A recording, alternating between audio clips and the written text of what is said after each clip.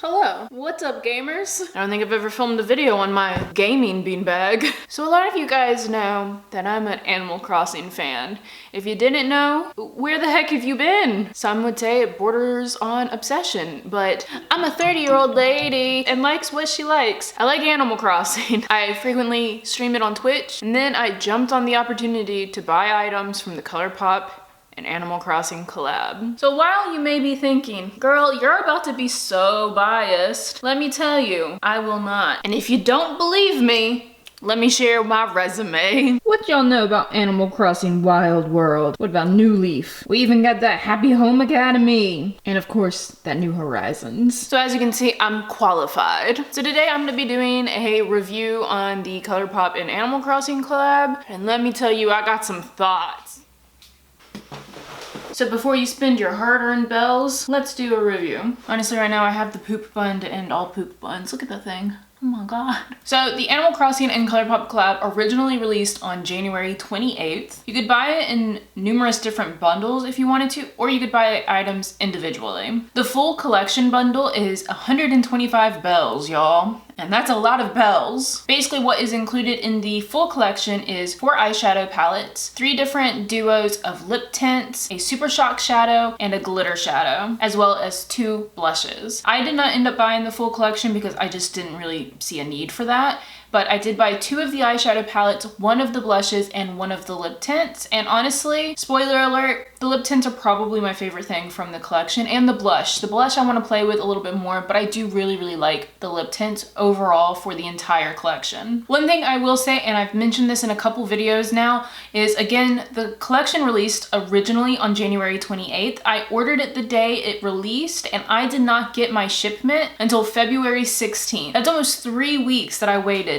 And normally that wouldn't bother me because I know with the pandemic and with the horrible weather that we're having in the United States right now, that's understandable for some things to go awry. But what bothered me is that it released in stores before I even received my order. And as someone who tries to be a conscious consumer, I would have rather just bought everything I wanted from the store rather than wait for shipping, have something shipped, have extra items to recycle, etc., etc. So that's the only reason why I'm upset that my order took longer, because girl, I would have liked to, you know, lessen my carbon footprint if I knew I was going to be able to, you know? I thought it would ship faster, so I was a little upset about that. Now, let's just kind of hop into each individual kind of category and I'll talk about them there. So the first category I want to talk about is probably my most disappointing and probably the most controversial opinions that I'm gonna have, and it's on the eyeshadow quads. I don't even think it's that controversial now that I'm thinking about it. I've seen a lot of you guys say this as well, and I agree with you.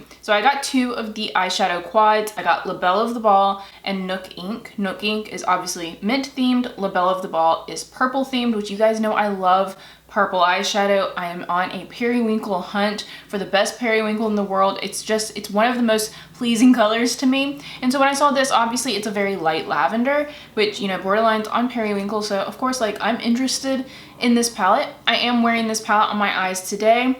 I'll also include a clip right now of me using it yesterday, and I feel like my look today and yesterday is really pretty. I'm really happy with how it turned out. If you watched my eyeshadow swatch video that went up on Wednesday, then you know that these shadows don't swatch the best, and honestly, that's mainly just doing concentrated swatches. Using it today with other shadows, it was a lot easier to work with, but that's the thing.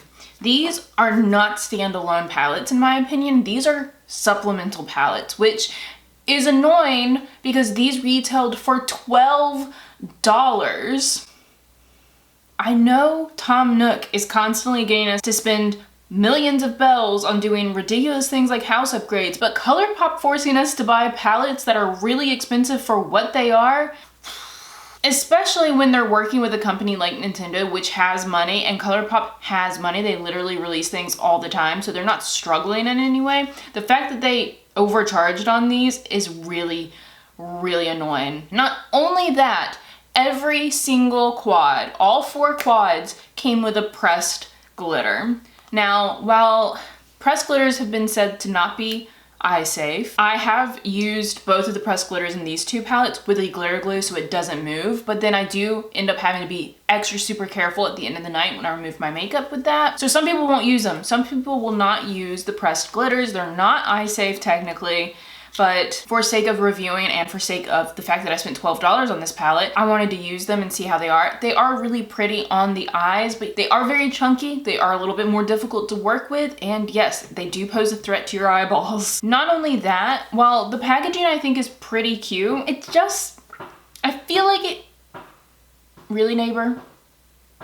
Thank you. While the packaging is really cute, I just feel like it probably could have still been cuter. Like, I think of like the cover art of like New Leaf and New Horizons, like there's a lot going on. Like I feel like they could have just done more, and the simplistic packaging for me actually doesn't scream Animal Crossing to me. Like I feel like there could have been more going on. I feel like there could have been a better picture on the front of these palettes that just would have screamed it more. While I do again find these cute because simplistic designs are appealing to a lot of people, I just feel like it could have been more Animal Crossing. As far as how they feel, I feel like they feel really sturdy, good quality. They all have magnetic closures, which is really satisfying to me to close.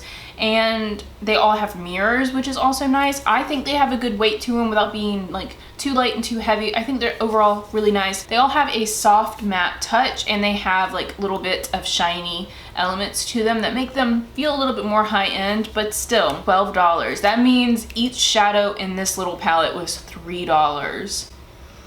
Don't even get me started. A lot of you guys in my comments were also asking about the shade in La Belle of the Ball. Y'all were asking about custom design, which is down here, and we wanted to compare this to Glass Bowl, which I do have in a single, which is right here. If these end up duping, I'm gonna be even more upset because that means they just repackaged an old formula. So here is Glass Bowl.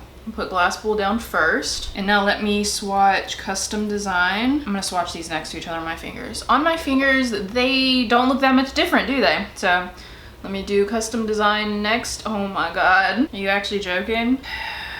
Anger intensifies. Looking at them on my hand, they are slightly different. But if you have them, do you need both? Probably not. That means if you have Glass Bowl, again, this one right here is Glass Bowl.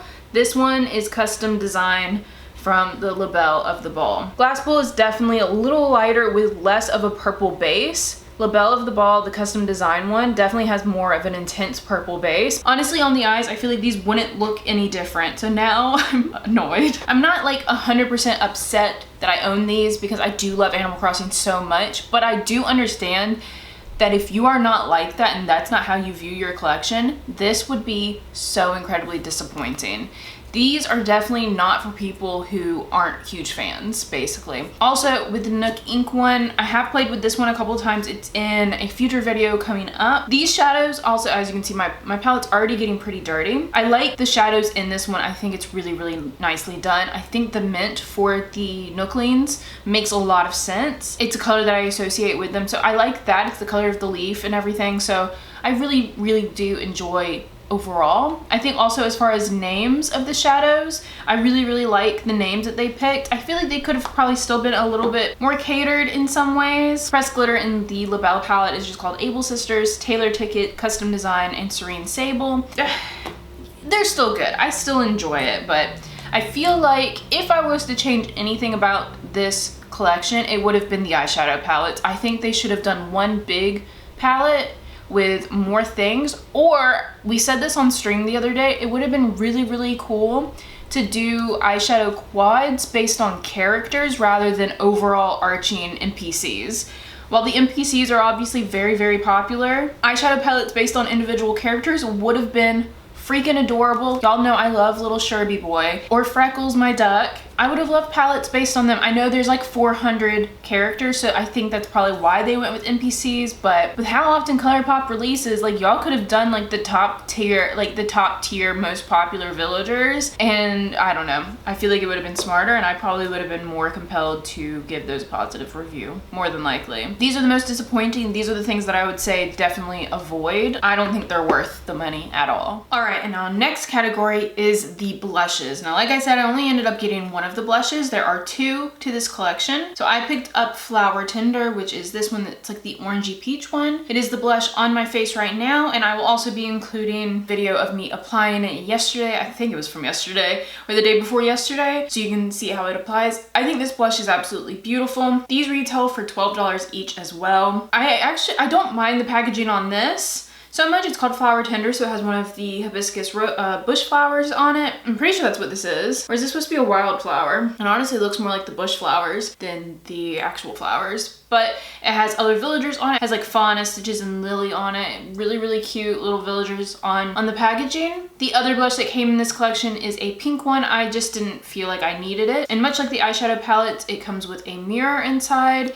And it's a pretty big pan. You can see in close-ups of this one that it has like little micro glitters. I don't see the micro glitters on my skin. It just kind of gives you an overall really good glow. So the blushes I definitely think I really, really enjoy. I do still find them expensive, but the fact that this is $12 and one of these is $12, I don't know. I really feel like they really raised the price for this. I feel it's like they knew that Animal Crossing has been wildly popular this year and they just took advantage of it, which just doesn't sit great with me. But overall, I do really like this. It does make me very happy to look at it. It's very pretty colors, little cute Animal Crossing villagers on it. It's just overall, I like the blush a lot. And then the last category that I'm going to talk about, I did not pick up a Super Shock or the glitter, the potted glitter.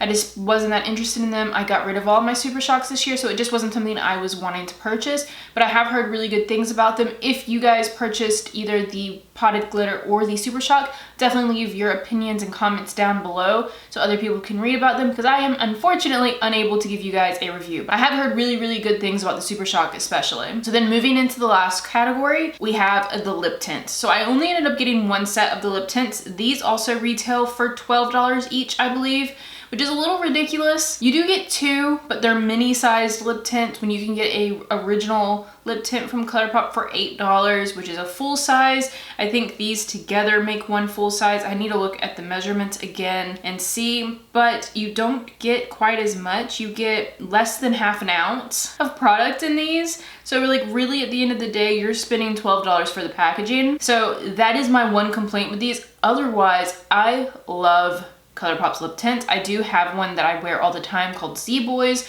Some of you guys have told me that you also purchased it because I talk about it so much. So I'm just generally a fan of the lip tints anyways. I really, really love the packaging on these as well. I think it was a nice touch to add the fruits onto the lids. There are 3 sets of these, all based off of different fruits on the island. I ended up getting the peach and orange one because I just feel like peaches and orange look good on my skin tone. It has Animal Crossing written on the side and it has the color on the bottom, so it's easy to recognize what color you're grabbing for. And also just with the fruits on the lid kind of help as well. I've been grabbing the peach one a lot. The peach one is what I'm wearing right now. You'll also be seeing a ton of like application videos. I did wear both of these. The one where I'm not wearing any makeup on, like the close-up lip applications in there, was the first day that I tried them. That's why I'm not wearing any makeup.